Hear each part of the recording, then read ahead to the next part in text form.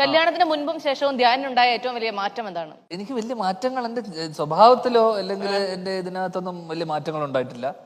ഒരു കുടുംബസ്ഥനാകുമ്പോഴുള്ള നമുക്ക് നേരത്തെ പറഞ്ഞ അച്ചടക്കം, അതെ, അതൊക്കെ ആ മാറ്റങ്ങൾ അല്ലാണ്ട് എന്റെ സ്വഭാവത്തിലോ എന്റെ രീതികളിലോ അല്ലെങ്കിൽ ഞാൻ അങ്ങനെ മാറ്റങ്ങൾ വരുമോ എനിക്കറിയില്ല.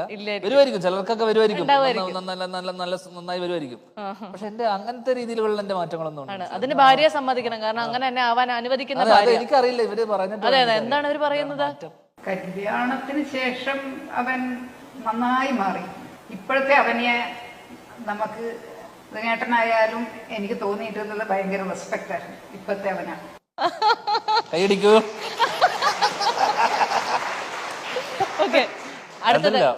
പലരും ഉറങ്ങുന്നുണ്ട്, ആ കൈയടിയിലാണ് പലരും ഉറങ്ങുന്നവരൊക്കെ കൈയടിച്ചുണർത്തു. ശരിക്കും ശ്രീനിവാസന്റെ സ്വഭാവം മക്കളിൽ ആർക്കാണ്